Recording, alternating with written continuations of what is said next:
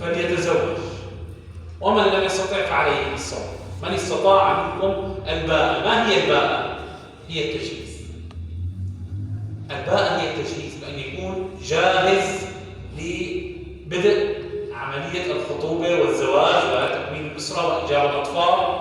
الذي يستطيع منكم هذه الباءة جاهز لهذه المرحلة من العمر فليتزوج، ومن لم يستطع فعليه بالصوم. أرشد النبي صلى الله عليه وسلم إلى حل لمن لا يملك الباءة. والباءة ليست فقط هي المال، وليست هي فقط السيارة والبيت لا، الباءة قد تكون القدرة على تربية الأطفال اللي بدك تجيبهم.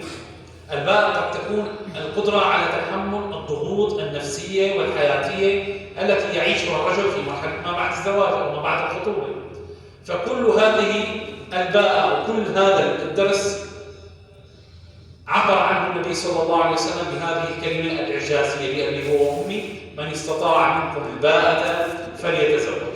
طيب يا شيخ، في حديث ثاني يقول النبي صلى الله عليه وسلم: ثلاثة كان حقا على الله أن يعينهم. ثلاثة كان حقا على الله أن يعينهم: المجاهد في سبيل الله، والمكاتب يريد الأمانة، والناكح يريد عفافا. طيب أنت عم تقول النبي صلى الله عليه وسلم قال في حديث: من استطاع منكم الباءة فليتزوج ومن لم يستطع فعليه بالصوم. وفي حديث آخر الله عز وجل النبي صلى الله عليه وسلم يقول: حق على الله أن يعين. في رواية أخرى كان حقا على الله أن يعين طالب النكاح. فكيف نوفق بين الحديثين؟ الله عز وجل هو سييسر وسيعينك وسيكون إن شاء الله عز وجل ييسر لك الأمر، ولكن لابد من مرحلة التجهيز هذه، لابد منها. بعد ما تخلص من مرحلة التجهيز راح تشوف تيسير رباني إن شاء الله عندما تقدم على الخطبة أو الزواج. ولكن إنه نتوكل على الله عز وجل وننسى أن نجهز لهذه المرحلة من العمر. هذه المرحلة يعني يعيش الإنسان 20 سنة 25 سنة ممكن، بعدين بده يتزوج، بعدين ممكن يعيش 50 سنة وهو متزوج. فهي مرحلة عمرية كبيرة. لهيك نحن ركزنا عليها وقلنا إن هي لابد لها من تجهيز، لابد لها من إعداد، لابد لها من تحضيرات قبل أن يشرع الإنسان في هذه المرحلة. وإذا قلنا كيف يكون التجهيز؟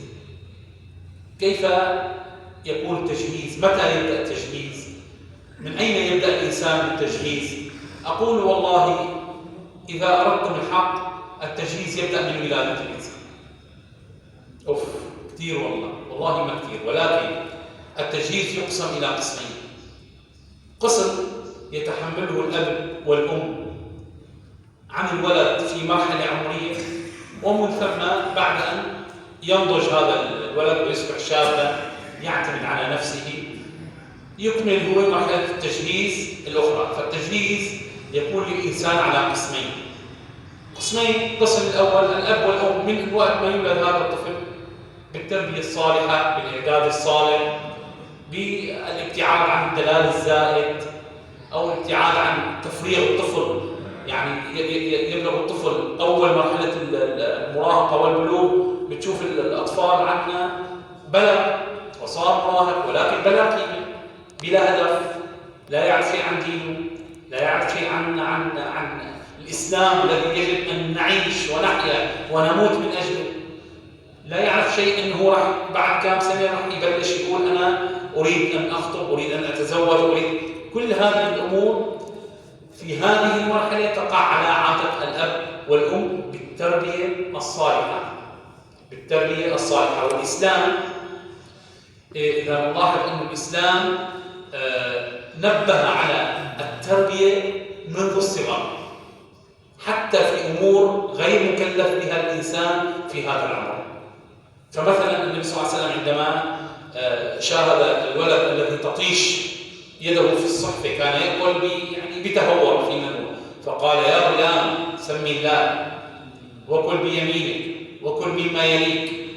علمه الأدب، أدب الطعام، أدب السفرة، أدب المجلس، والنبي صلى الله عليه وسلم قال علموا أولادكم الصلاة ب7 سنوات. الولد دوبه عيان لا عليه صلاة ولا مكلف ولا يأثم بترك الصلاة، ومع هيك النبي صلى الله عليه وسلم قال علموا أولادكم الصلاة ل7 واضربوهم عليها ل10 وفرقوا بينهم في المضاجع.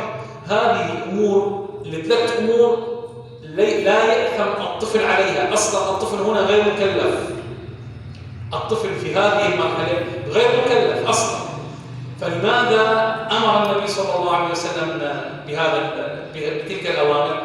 لأن كما نعلم وكما قال لنا آباؤنا وأجدادنا من شب على شيء شاب عليه.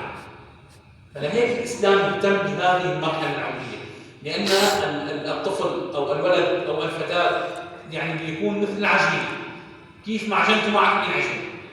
فلذلك أكد الإسلام وأكد النبي صلى الله عليه وسلم أن التربية تكون منذ الصغر، ورحم الله من قال العلم في الصغر كالنقش على الحجر. جيب حجر وانحات عليها وحطها، بعد 100 سنة راح يضل هذا النقش موجود. وكذلك عندما يتعلم الطفل الأدب، يتعلم الدين، يتعلم أن هناك مسؤولية قادمة ستقع على عاتقه، ليس يعني كل الوقت لعب، ليس كل الوقت تضييع وقت، ليس كل الوقت بلا مسؤولية. يعني وصلنا إلى مرحلة من دلال الطفل. طبعا الدلال ليس بس إنك تشتري له وتعطيه ومال، لا، الدلال أصلا عندما تفرغ الطفل من هذه المسؤولية هو دلال يضر هذا الطفل. عندما لا تزرع فيه القيم الأخلاقية وقيم الإسلام وعبادة الله عز وجل والالتزام بأوامر الله عز وجل، عندما لا يزرع بهذا الطفل تلك المبادئ والقيم والأخلاق، هو دلال فاسد يفسد هذا الطفل، لأن هذا الطفل راح يعيش كم سنة، ومن ثم يبدأ أو تأتي هذه المرحلة اللي بعدها هي مرحلة أول البلوغ أو أول ما نسميه المراهقة.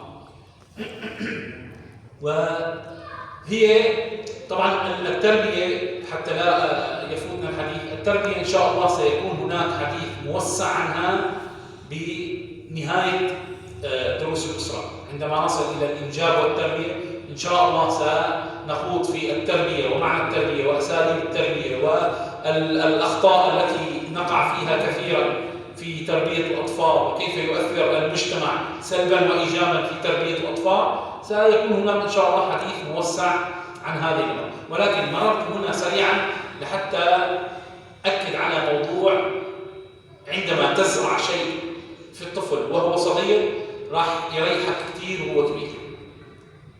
عندما تزرع فيه الصلاة وهو صغير لن يترك الصلاة أبدا، وعندما تعلمه على الصيام ولو أنه هو تعب شوي بالصيام، ولو أنه هو غير مكلف بالصيام، ستراه دائما يعني يصوم في رمضان ولربما يصوم النوافل.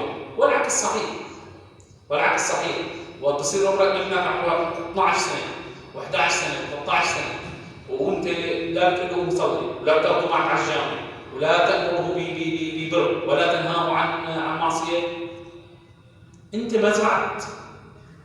إذا في أرض زراعية ما حطينا واشت الشيء بدنا نزرعه أو البذرة اللي بدنا نزرعها ونقعد نسقيها مي، إذا بدنا نضل نسقيها مي يعني 50 سنة ما راح يطلع لنا شيء، لأنه إلا الأعشاب الضارة طبعا، لأنه أصلا نحن ما زرعنا حتى نحصد.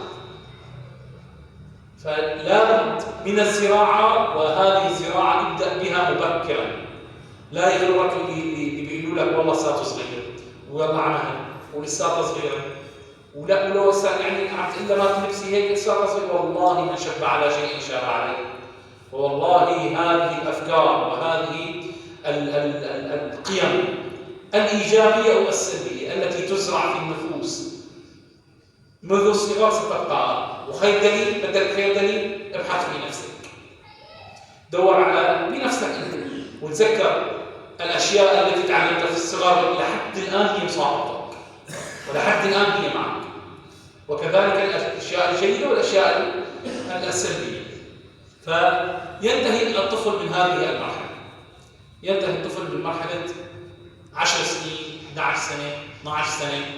هذه المرحلة يعني مرحلة الزرع كما يقولون، أو مرحلة إلقاء البذرة الطيبة في هذا الطفل أو هذه الطفلة. تأتي المرحلة اللي بعدها هي مرحلة أول المراهقة، أول البلوغ. مرحلة حساسة يتغير فيها الطفل، يعني يحدث في نفس الطفل الانتقال من الطفولة إلى المراهقة، تغييرات نفسية، تغييرات حتى جسدية، تغييرات فكرية. يبدأ يبحث بشكل أوسع، يبدأ يعني يشعر بنفسه أنه أنا بلشت أصير كبير. فهذه المرحلة أيضا هي مرحلة الأهل، ومرحلة الوقوف بجانب هذا الشاب الصغير فينا أو الطفل الكبير يعني فينا نقول. لابد أيضا من الوقوف في صف هذا الطفل أو هذه الطفلة، المساعدة على الدراسة. هون هذه المرحلة الدراسة أمر مهم جدا، الاستمرار في الدراسة أمر مهم جدا، الاستمرار في حصد ما زرعناه من هو صغير أمر مهم جدا. فهذه المرحلة اللي نحن الأهل اللي بدهم يساعدوا فيها هي مرحلة الطفولة والزراعة. بعدين أول البلوغ والمراهقة لابد أن نكون يعني واعيين جدا بهذه التغييرات النفسية، وحتى تتجنب مصاعب المراهقة نرجع لمرحلة الطفولة. زراعة بشكل جيد، كلما كانت زراعتك بشكل جيد في مرحلة الطفولة كلما هانت عليك التربية في وقت المراهقة. وكلما كان الأب مهمل يهمل الطفل في مرحلة الطفولة بدعوى أنه هو صغير ومدلل وإلى آخره، كلما كانت مرحلة المراهقة والبلوغ أول البلوغ عند هذا الطفل مرحلة صعبة، ويعني ستعذب الآباء والأمهات. وكذلك في هذه المرحلة لا يجب الانتباه إلى أمر مهم جدا، هو الصحبة الذي يعني تحيط بهذا الشاب الصغير أو المراهق الصغير. الصحبة هون يعني قاتلة إذا كانت سيئة والعياذ بالله. فلازم تتابع أمر هذا الطفل أو هذا الشاب أول بأول، مع مين عم يروح، مع مين عم يجي. حتى الفتيات لسه أهم، مع مين عم يطلعوا، مع مين عم يفوتوا، شو دائرة اهتماماته، وين عاداته، مع مين عم يقعدوا. حتى يعني موصي، وإن كانت يعني لربما بعض الأشخاص بيرفضوا هي الفكرة. بداية شو عم تحكي، فتش في تليفون ابنك، شوف ابنك شو اهتماماته، شوف ابنك بماذا يعني على ماذا يطلع في هذا الهاتف، لأنه بمجرد أن حمل الهاتف انعزل عن عالمه تماما. وأيضا سيمر إن شاء الله حديث بالتفصيل عن موضوع الهواتف وتأثيراته على التربية. فكل هذا الأمر في هذه المرحلة مهم جدا جدا، لأنه هو ينتقل انتقال جسماني وفكري ونفسي من الطفولة، من طفل إلى بداية الشباب، من طفل هم يلعب ويعتمد على أبوه وأمه بشكل كبير وما في يروح محل بلا أبوه وأمه تلاقي بهي المرحلة العمرية. لا أنا بدي أروح أشتري ثيابي لحالي، ما بدي حدا ينزل معي. لا أنا هي الخفافة ما عجبتني، بدي أنا أشتري على زوجي. فهذه التغييرات يجب على الأهل الانتباه لها، الانتباه للطفل، الانتباه لهذا الشاب كيف بلش يتغير وكيف بلش، شو اهتماماته، مع مين عم يروح، مع مين عم يجي، صلاته، عبادته، القيم المغروسة فيه اللي حطيناها فيه منذ الطفولة نقويها ونساعده عليها لحتى يتجاوز هذه المرحلة. وكذلك في هذا الوقت لا تترك لهذا الشاب الصغير كثيرا من وقت الفراغ في هذا العمر سم. الفراغ في هذه المرحلة العمرية سم قاتل. أنا في رمضان أو في بعد رمضان كان الدرس عن الصحة والفراغ، وحكينا عنه بشكل واسع يعني وبشكل عام، ولكن إذا خصصنا الأمر عن هذه المرحلة فإذا ضرت الكبير جزء بتضر هذه المرحلة العمرية 100 جزء. إذا أثرت علينا بشكل سلبي 10% تؤثر على هذه المرحلة العمرية الفراغ يؤثر عليه 60-70%. اشغل هذا الطفل بأي شيء مفيد، حتى وإن كان بتسلية، حتى وإن كان بنادي، حتى وإن كان بلعب كرة قدم، بمشوار، بتعليم سواقة، بتعليم أي شيء مفيد، بمعهد يقرأ ويكتب فيه مثلا لغة ثانية، بتعليم مهارات الحاسوب اللي هي نحن أصبحنا لا نستغني عنها.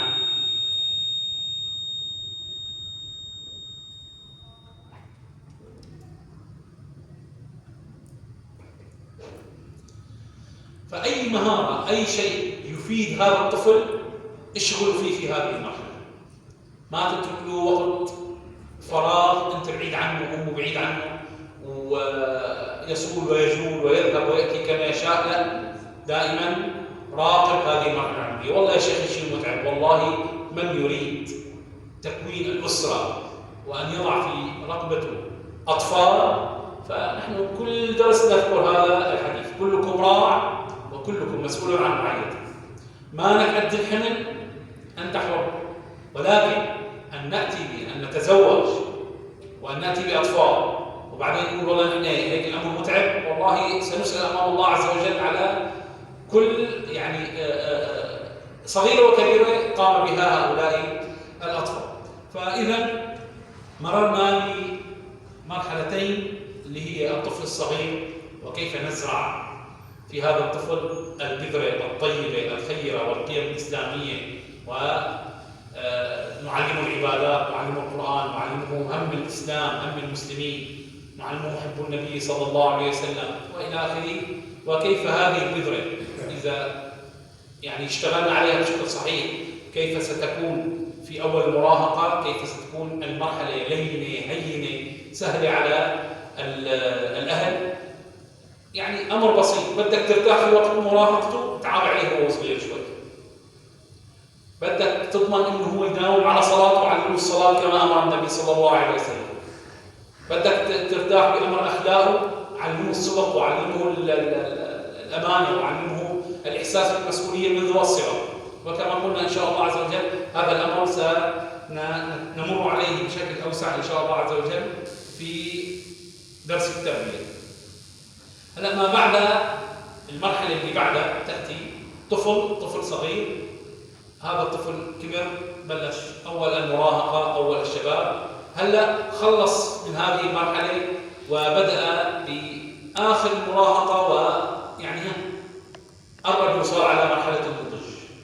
هذه المرحلة بالنسبة للأهل هي أهم المراحل، وراح أثبت لكم بالدليل على أن هي أهم المراحل التي يمر بها الإنسان من الطفولة حتى يبلغ الرشد ويصبح إنسان عاقل واعي، يعني مسؤول عن تصرفاته. هذه المرحلة يعني ممكن نقول نحن يعني هي عمر 16 17 18. هذه السنين اللي يعني يبدأ فيها يخلص من المراهقة وراح يدخل في سن النضج وسن الرشد كما يقولون. هذه المرحلة إذا بتلاحظوا هلا في حياتنا العامة أكثر المراحل التي نشاهد فيها انحرافا للشباب هي 3 سنوات. اللي بده يتعلم التدخين بيتعلمه ب3 سنوات، واللي ما راح يدخن بحياته راح ينفذ منه بهي 3 سنوات. اللي راح تشوفه والعياذ بالله ادمن على المخدرات او على المشروب راح نشوفه بدأ في هذه السنوات. واللي راح نشوفه حفظ القرآن والتزم بالمسجد وصار من يعني أهل الخير وأهل المساجد أيضا ستراه التزم بهذه السنوات. هذه سنوات فاصلة بين يعني طريقين، إما أن يذهب في طريق خلاص راح يكمل فيه إن شاء الله عز وجل إلى أن يلقى الله عز وجل طريق الخير وطريق الدين، أو أيضا إما أن يسلك والعياذ بالله طريق الفساد والفجور إلى أن يتوب الله عز وجل عليه، أو أن يلقى الله عز وجل وهو على ذلك. نسأل الله العافية. فهذه السنوات هي سنوات مفصلية في حياة الشاب. طيب نحن حكينا عن هدول الثلاث مراحل، هذول شو بالنسبة للتجهيز؟ شو نحن كنا عم نحكي عن التجهيز لبناء الأسرة. عندما يمر هذا الطفل الشاب الصغير الشاب الناضج بهذه المراحل كما أمر الله عز وجل وكما دلنا على ذلك النبي صلى الله عليه وسلم، راح يكون الأب والأم قد أسسا شابا جاهزا لبدء عملية التجهيز. راح يكون شاب ذو عقل، ذو أخلاق، ذو عبادة وقرب من الله عز وجل، فسيبدأ عندها بشكل صحيح بأساس صحيح ليبدأ بعملية التجهيز. في هذه المرحلة، في مرحلة ما بعد المراهقة وقبل النضوج، احرص على إكمال التعليم للطفل، للشاب أو للفتاة. هذه المرحلة أيضا غالب الشباب اللي بيتركوا التعليم أو غالب الفتيات اللي بيتركوا التعليم بيتركوا بهذا العمر. يا بينجح بالتاسع وبعد التاسع بضيع كما قلنا فيترك التعليم، أو أصلا ما بينجح بالتاسع فكمان بضيع. فهذه المرحلة كن حريصا كل الحرص على أن يكمل التعليم. يا أخوان نحن في دنيا أصبحنا فيها كل مهن الدنيا تحتاج إلى علم. كان من قبل في علم، في مهن يعني كنا نقول عنها صنعة. هذه الصناعات حتى بدأت شيئا فشيئا يصير إلى معامل، يصير إلى شهادات، يصير إلى جامعات، يصير إلى دكاترة تدرسها وأساتذة مسؤولين عنها وتخصصات وفنون فكل الدنيا اليوم تحتاج إلى علم. فأنصح بها نفسي وبنصحكم فيها وبلغوا فيها ما تحبون. هذه المرحلة كن حريصا جدا على أن الطفل يكمل تعليمه على الأقل بداية أنه يأخذ الشهادة الثانوية، على الأقل بداية أنه يأخذ الشهادة الثانوية، وبعدين بقى يدخل معهد، يدخل كلية، يدخل كذا. لأن الدنيا اليوم عملية التجهيز هذه ستحتاج منه في وقت من الأوقات هذه الشهادة. والدنيا اللي بده يعيشها واللي بده يكافح ويناضل على أنه يجهز ويبدأ بعملية الاختيار والخطوبة الشهادة العلمية ما ضروري يكون الكل دكاترة، أكيد لا، وليس الكل راح تكون مشايخ، وليس الكل راح يكون مهندسين. ممكن يكون هو ميكانيكي سيارات ولكن دارس هي المهنة ومعه فيها شهادة. ممكن يكون حلاق ولكن داخل معهد ومعه فيها شهادة. فأي شيء يحبه هذا الطفل، انتبه هي راح تمر معنا بعدين، يحبه هذا الشاب أو هذا الطفل خليه يتعلم وخليه ياخذ فيه شهادة. ما ضروري يكون بتحبه أنت، ما ضروري إذا أنت بتحب أن يكون أستاذ فابنك لازم يطلع أستاذ. هي سنمر عليه إن شاء الله. أي شيء يحبه هذا الشاب تمسك فيه كثير كثير كثير، وأكد على هذه النقطة، تمسك بهذه النقطة كثير. لا تترك هذا الشاب بدون شهادة علمية. قد ما حاول يبعد، قد ما حاول يرتقي، تمسك به وجر جر على الشهادة العلمية. ولو أخذ الأمر شيء من وقتك أو شيء من مالك أو يعني شيء من تعبك، معلش يستاهل الأمر، لأن هذا الأمر جدا مهم في عملية الإعداد والتجهيز.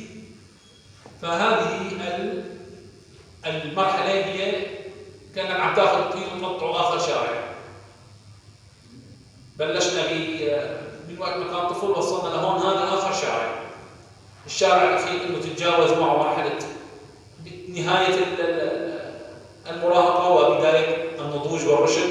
هذه المرحلة المهمة جدا اللي يعني يستقيم فيها من يستقيم ويضيع فيها من يضيع. بلش في نهاية هذه المرحلة أنه لازم يحس هذا الشاب أصبح شابا، لازم يحس هذا الشاب أنه أصبح مسؤولا، أقبل على حياة. بعد فترة راح أنت تصبح مسؤول عن تصرفاتك، عن أقوالك، عن عملك، عن تحصيل المال، عن تحصيل العمل اللي أنت بدك تعمل فيه. إذا تسلسلنا وصلنا بشكل سهل، ما تسلسلنا بشكل صحيح راح نشوف عقبات. يعني اليوم اللي ما زرع، اللي ما بذر وما زرع، أو إنه زرع بشكل خاطئ كما قلنا سيحصل بشكل خاطئ.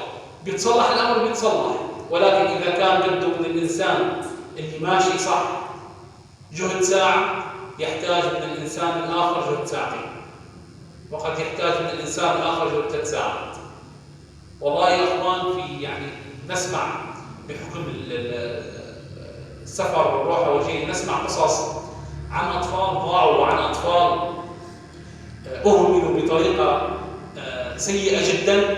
يعني تحزن على هذا الطفل وتحزن على الأب والأم، تحزن على الأب والأم لأن هن كانوا شايفين فيه الدنيا، تحزن على الأب والأم لأنه هن كانوا شايفين بهذه وسائل الرفاهية ووسائل الدلال ووسائل التمييع، وخصوصا للذكور، يعني كانوا شايفين فيه انه هي خير لهذا الطفل.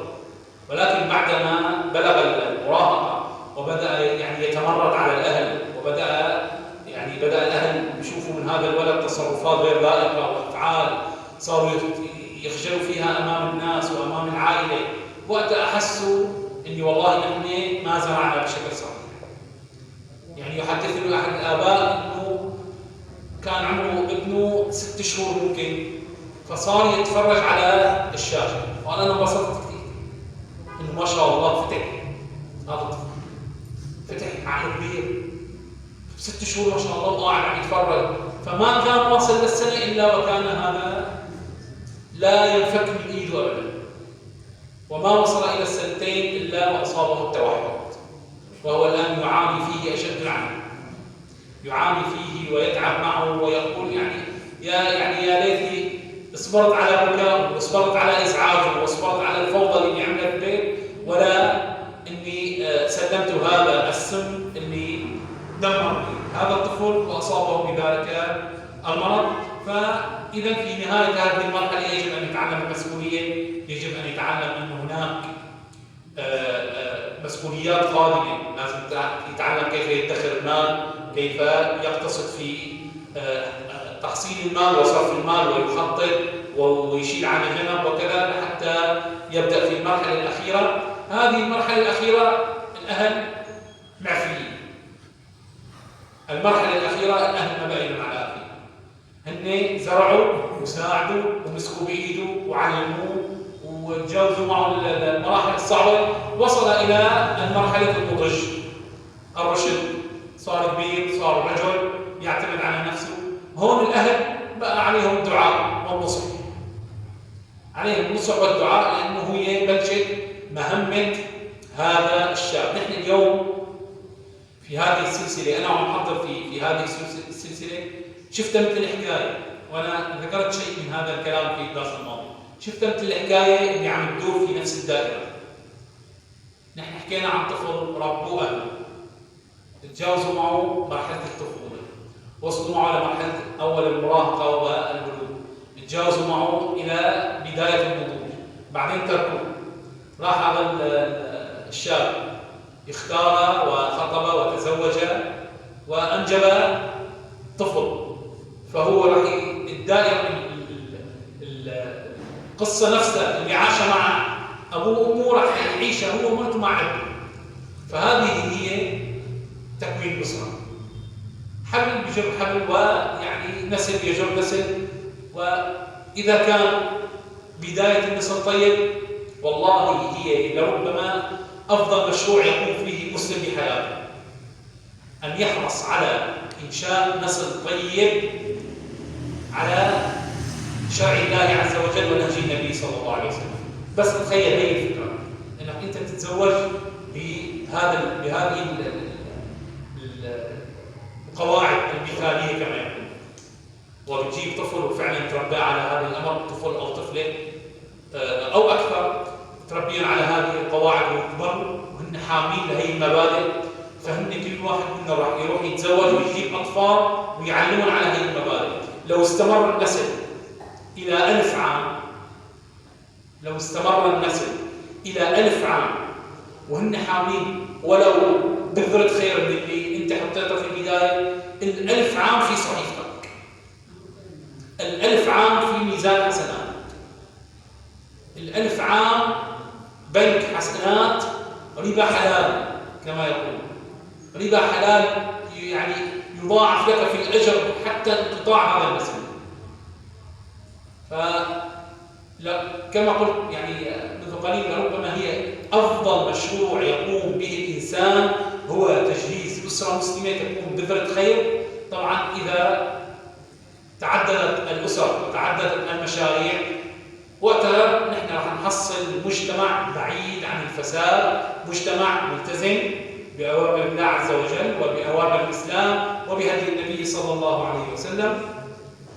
فقلنا أن المرحلة الأخيرة هي مرحلة النضج وبدء تحمل المسؤولية، وهون الأهل عليهم النصح والدعاء. يبدأ هذا الشاب بالتجهيز الفعلي لمرحلة الزواج. التجهيز الفعلي اللي هو لازم فيه يعتمد على نفسه، اللي هو لازم يبدأ بالتخطيط، يبدأ بتحديد الأهداف، تحديد المسؤوليات، تحديد الخطوات اللي هو راح يخطيها لحتى يوصل لعمل مردوده طيب، عمل ممكن ما يكفي، ممكن يحتاج إلى عملين. هو إذا ذكرت الرحلة اللي رحناها أول الدرس، قلنا لما بدي أروح برحلة بدي أجهز شو لازمني، أنا كم يوم قادر أقعد، وين بدي أقعد، قديش معي حتى أدفع أجار الرحلة أو شو تكلفني الرحلة، وبمثال أوسع تشكيل أسرة أو بناء أسرة. يبدأ هذا الشاب بالتخطيط. عندي أنا مسؤوليات، لازم أحط 1 2 3 الأهداف، خلص جامعتي، حصل العمل، لابد من تحصيل عمل. هذه هي الباء التي حكى عنها النبي صلى الله عليه وسلم، هذه هي الباء التي تحدث عنها النبي صلى الله عليه وسلم في حديث يا معشر الشباب من استطاع منكم الباءة فليتزوج ومن لم يستطع فعليه بالصوم. واستغلال هذا الوقت قد يكون هو يعني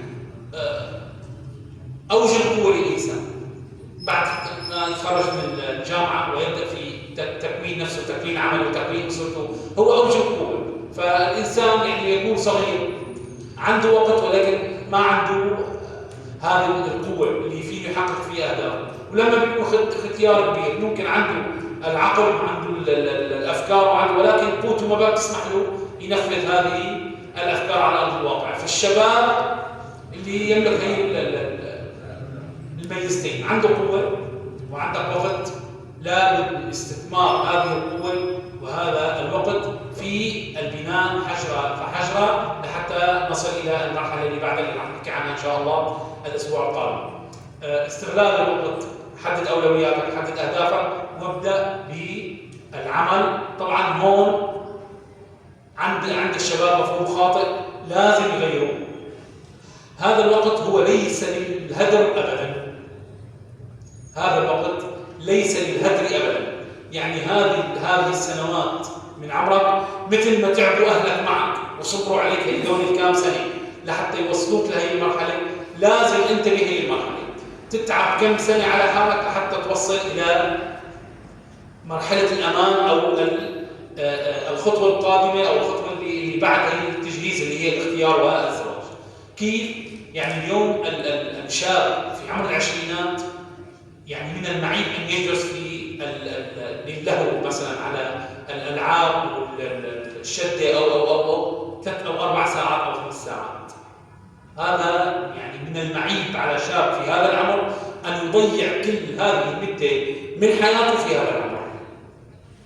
هذا العمر هو عمر التحصيل، هذا العمر هو عمر التأسيس، هذا العمر هو عمر جني الأموال، هذا عمر البزنس وعمر التجارة وعمر التعب وعمر أنك تشتغل شغلة وشغلتين و3 شغلات في يومك حتى توصل إلى شيء اسمه الأمان الاقتصادي، إلى منطقة الراحة الاقتصادية.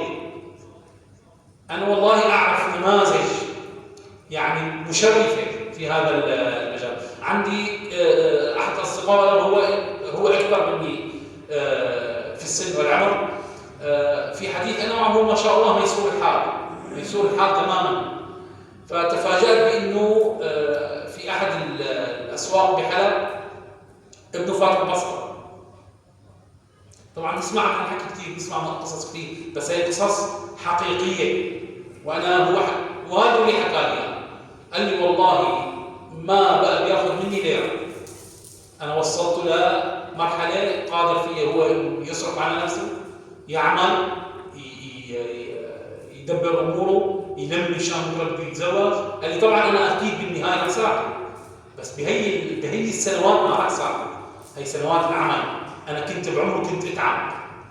قال لي أنا كنت بعمره كنت أشتغل 16 و17 ساعة لحتى وصلت أنا له. خليه يتعب.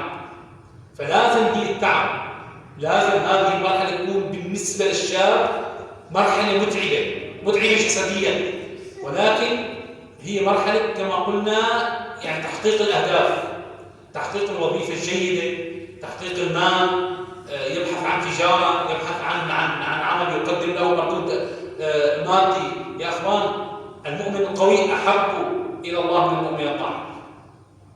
المؤمن القوي ما لازم دائما نحن نبحث عن الكفاف، لا. سيدنا عثمان كان من كبار تجار قريش وأنقذ المسلمين في عدة مواقف. لماذا؟ اشترى بئر روما. قال النبي صلى الله عليه وسلم: من يشتري لنا بئر روما وأضمن له الجنة؟ فقال عثمان. قال: من يجهز جيش العسرة وأضمن له الجنة؟ قال عثمان. نحن كما مطلوب الزهاد العباد، هذه مرحلة بعدين ازهد وعباد واعبد الله عز وجل وتفرغ لعبادة الله عز وجل بعد أن يكتمل البناء. العبادة في هذا العمر كثرة العمل والجد والاجتهاد وترك الكسل وترك النوم وترك حتى في بعض الأحيان ترك المباحات، حتى في بعض الأحيان ترك المباحات التي لا حرج على الإنسان العادي أن يقوم بها في هذه المرحلة. حتى هذه في أوقات راح تضطر أنك تتركها. حتى في أحد المجالس عم يقول لي شاب هو يعني تقريبا بالعشرينات، قال: والله أنا لا أملك الوقت حاليا لأزور أمي أكثر من مرة أو مرتين في الأسبوع. ما عم بقدر من عملي. فرحت وقلت له: لا أمي أنا هيك واستسمحتها. فهل علي، يعني عم يسألني إنه هل علي هذا عقوق؟ قلنا له: لا والله ما عقوق، والله هذا عين الصواب. والله لما تشوفك هيك وعم تحصل من الدين والدنيا والآخرة، والله راح تكون أحب على قلبك من أن تأتي وتقعد عندك اليوم بالشارع لا شغل معك. فهذه مرحلة التعب، مرحلة بذل الجهد المضاعف للوصول إلى منطقة الراحة الاقتصادية أو الراحة المالية، بحيث أن هذا الشاب حدث معه شيء، ظرف طارئ، أمر مشكل عليه في هذه الدنيا، يكون مسنود بشيء. ما يكون عمره 25 سنة وإسا دومه يعني عم يأمن مصروف يوم أو لا، ويأتي ويقول: أنا بدي أتزوج. طيب تزوجت بعد ماذا بعد الزواج؟ هل هي الزواج هو هذا العقد؟ زوجتك وقريت والمهر كذا وتستأجر بيت وتقعد ثم تنصدم أنت وهذه الفتاة بالحقيقة النوع أن الزواج واستقرار وانعزال عن الأهل، وما بقى فيها أمي شو طابخة، وما بقى فيها أختي قوم اعملي لي الأكل، وما بقى فيها أبوي يعطيني. لا، أنت بده يصير مين يقول لك أعطيني، وأنت بده يصير مين يقول لك روح جيب لنا نطبخ. فهذا هو أهمية مرحلة التجهيز. يا أخوان، علموها للشباب. اليوم أنت لحتى توصل إلى بر الأمان اللي بتوصل فيه بتقول: أنا فعلا أريد الزواج، أنا بدي أتزوج، لا بدك من تعب 3-4 سنين أقل شيء.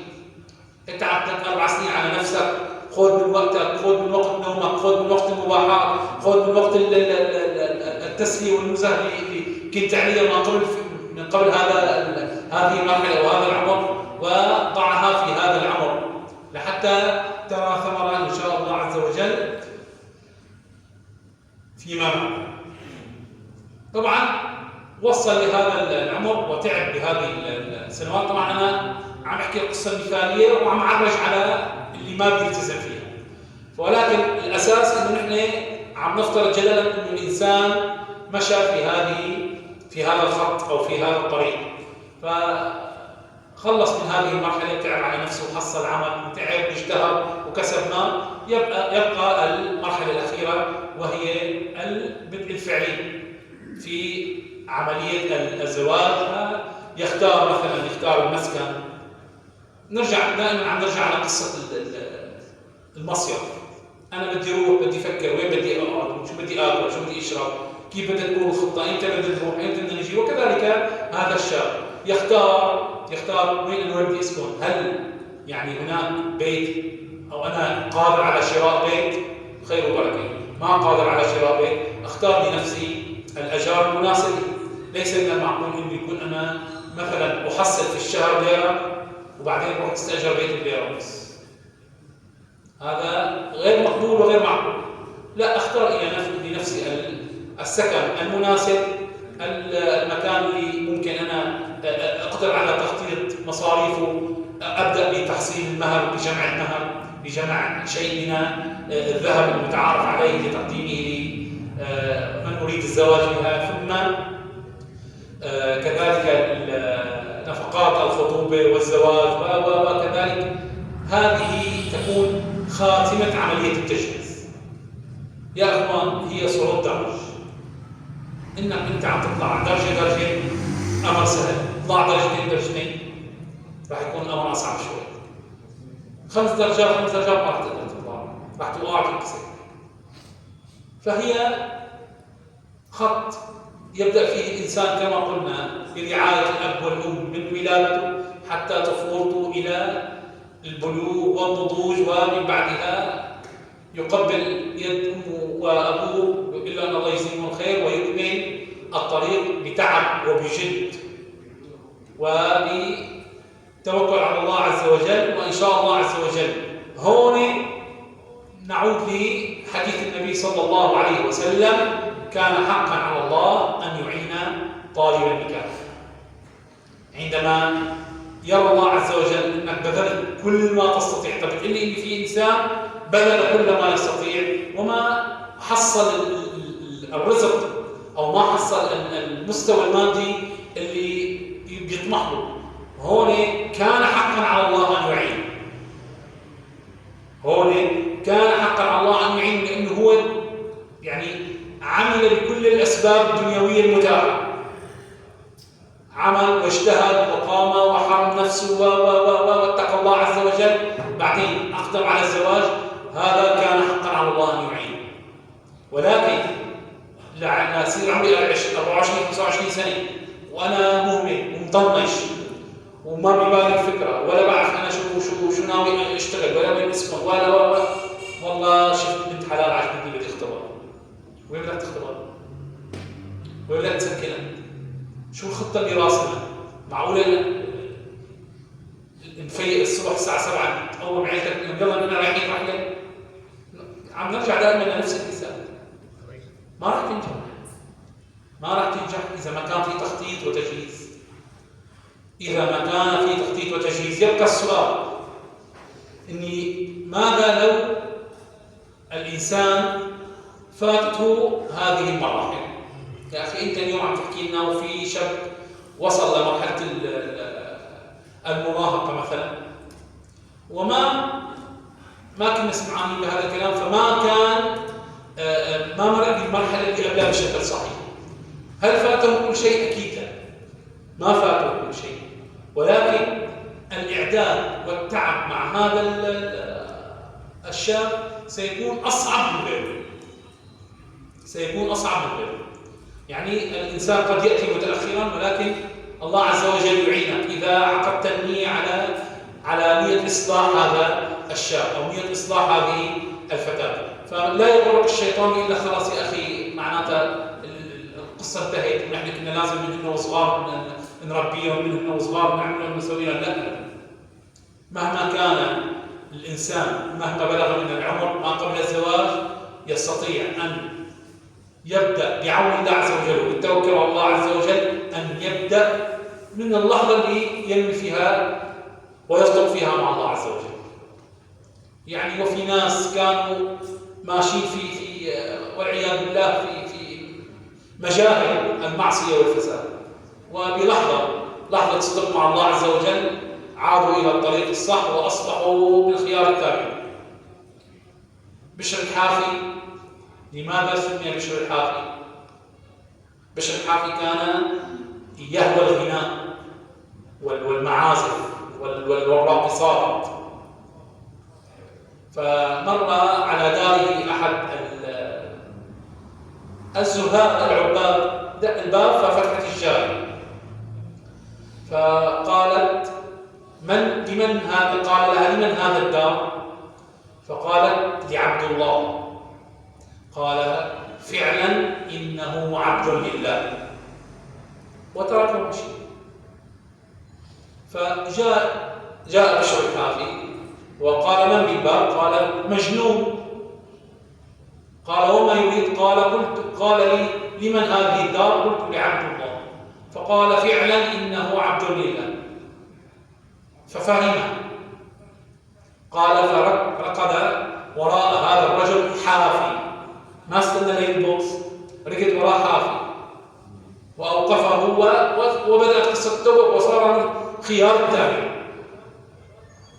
فأن تصل متأخرا خيرا من أن لا تصل، وأن تبدأ مع ولدك أو مع بنتك أو مع نفسك أنت كشاب من الآن مهما كانت المرحلة شو فاتك، اسأل الله عز وجل أن يعينك على تداوم.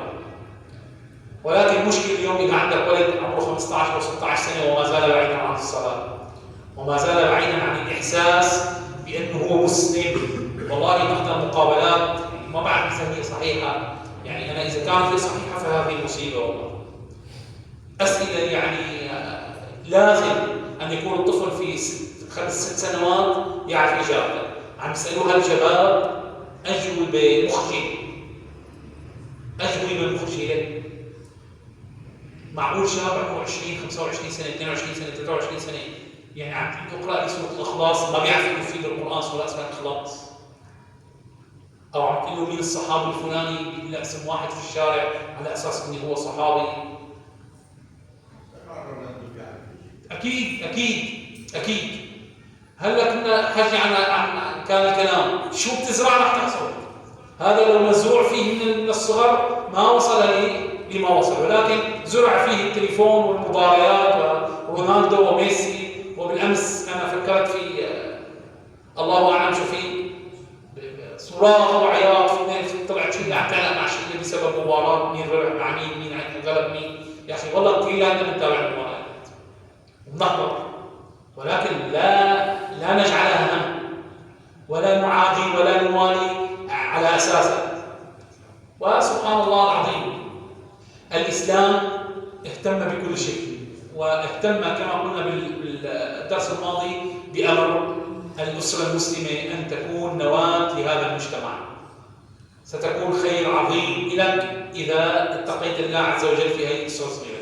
اليوم على كثرة الفساد للأسف وكثرة ما نراه في العالم اليوم أصبح أنك تكون تصلح في الناس لربما يحتاج إلى جهد عظيم، ولكن إذا بدأت الإصلاح من نفسك ومن أسرتك ما راح يكون أمر عظيم عليك، ولكن الثمرة لنفسك والثواب لنفسك وللأسرة وللمجتمع وللإسلام ستكون عظيمة. هيك احنا ركزنا على هذه النواة، بدأنا بالأسرة المسلمة وتكوينها، وبدأنا اليوم بالدرس الأول بالتجهيز وكيف يكون التجهيز. طبعا هذه أنا أخرجت مرة كثير، صارت برأيي واحد سمع الدرس. إذا رأيت ما يسوءك في حدا من طرفك أو من حدا بتمون عليه انصح. عندما ترى ولد يسيء تربية أو أب يسيء تربية الولد انصح. عندما ترى أب يعني يبالغ في الرفاهية والدلال لابنته أو لطفله انصح. حتى حتى نصل إن شاء الله عز وجل إلى مشاريع أسر تقوم على نهج الله عز وجل وسنة نبيه صلى الله عليه وسلم. السؤال الأخير قبل الإنهاء: كيف تتحضر الفتاة في هذه المرحلة؟ نحن تكلمنا كيف يتحضر الشاب حتى يصل إلى أنه أنا جاهز أريد الزواج. كيف تتحضر الفتاة؟ الله عز وجل مايز بين الجنسين من حيث التكليف. فمثلا الامرأة لا تكليف عليها وقت الحيض، ولا تكليف عليها بالجهاد، ولا تكليف عليها بالعمل لتحصيل المال للأسرة، ولا تكليف عليها في دفع المهر، ولا في دفع نفقات الزواج، ولا في دفع مثلا الذهب أو المسكن أو كل هذا على مين؟ على الزوج. فكيف تتجاوز الفتاة؟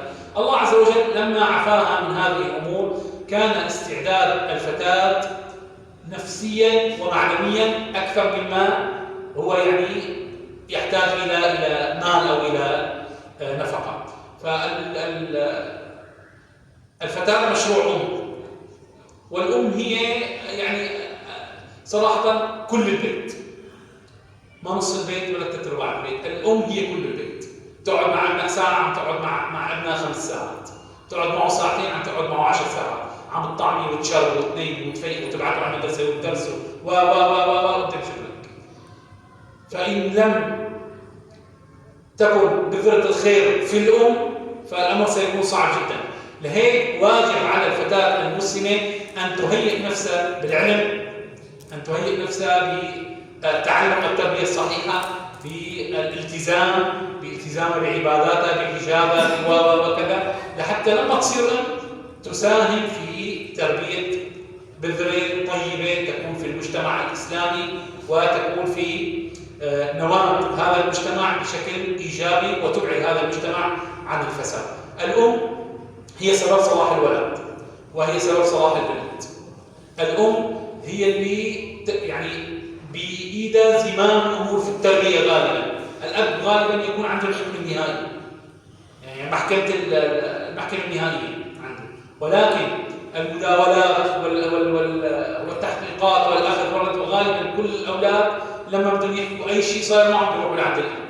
فإعداد الأم، إعداد الفتاة إنه تتهيأ لكي تصبح أم كمان أمر عظيم، إنه تتهيأ بتقوى الله عز وجل، تتهيأ بالعلم الشرعي. اليوم أصبحنا تسأل الأم يا أخي والله الأم ابنك صار عمره 10 سنوات، والله قصته صغير، والله ما قصته صغير، والله ما قصته صغير، والله لازم يصلي، والله وإن ما صلى راح يتعبك فيما بعد عندما يكون كبير. تخرج الفتاة مع أمها: يا فلان اتق الله عز وجل، ما بصير هي الفتاة تخرج هيك يا أخي، الساعة صغيرة، سنة اللي بعدها، السنة اللي بعدها، سنتين كمان ما راح تقدري عليها. كلمة الساعة صغيرة راح تكلفك كثير، وكلمة أنا عندي ثقة فيها راح تكلفك كثير. لا نتحدث عن الثقة وقد مررنا عليها سابقا، نتحدث عن أمر من أوامر الله عز وجل وعن شرع أمر الله عز وجل باتباعه، لا خير لنا فيه. لازم أنت تطبقي هذا، تتعلميه أولا لحتى تصيري أم، وبعدين لما الله عز وجل يرزقك بطفل، يرزقك ببنت، لازم تطبقي هذا الأمر عليه. فترى اليوم كثير من النساء للأسف محجبة عفيفة بلباس شرعي، وبناتها كاسيات عاريات والعياذ بالله، أمر مخجل، بدعوى أنه صغيرة، وبدعوى أنه خليها تشوف حياتها، وبدعوى ومن ثم لما هذه البذرة تكبر تتمرد ولا نستطيع ضبطها، وقت نقول يا ريتنا كنا ضبطنا هذه الطفلة من هي صغيرة حتى ما تعذبنا هي وكبيرة. سؤال أيضا يتوارد ويأتينا كثيرا: هل يجوز أن تعمل المرأة؟ ممكن يتعاون الرجل والامرأة بالعمل حتى يوفروا مصاريف بيتهم ومصاريف الراحة الاقتصادية اللي حكيت عنها. طبعا هناك أعمال شرعها الإسلام للمرأة بضوابط، إن كانت بهذه الضوابط فلا بأس، إن كانت خارج هذه الضوابط فلا يجوز للمرأة العمل. ومن أهم هذه الضوابط هي عدم الاختلاط. لا خيار لنا في الاختلاط، ولا مساومة أبدا في اختلاط الرجال بالنساء. ممكن أن تعمل كمدرسة لمرحلة ابتدائية مثلا أو لبنات بس، ممكن تعمل كطبيبة. والإسلام بحاجة إلى طبيبات بتخصصات نسائية حتى يكتفي المجتمع بهذا التخصص. ممكن تعمل كقابلة للتوليد، ممكن تعمل كخياطة، ممكن تعمل مزينة للعرائس، ممكن تعمل بعمل لا يخالف شرع الله عز وجل. هذا سؤال يأتينا كثيرا، إنه يا أخي ممكن تعمل تساعد زوجك تعمل، ولكن بشرط عدم اختلاط وعدم أن لا يكون في هذا العمل في ذاته معصية. إذا تجنبت هذول الشرطين فلا بأس. وإن شاء الله عز وجل نكمل في الأسبوع القادم. وصلى الله على نبينا محمد وعلى آله وصحبه أجمعين. ونسأل الله عز وجل أن يعطينا ثواب هذا المجلس كمجلس علم، وأن يغفر لنا ويرحمنا، وأن يجعلنا من المقبولين، وأن يجعلنا من المرحومين، وأن يجعلنا من عباده المخلصين. اللهم يا ربي وارزقنا رؤية سيدنا محمد صلى الله عليه وسلم في الجنة ومصاحبته في الجنة.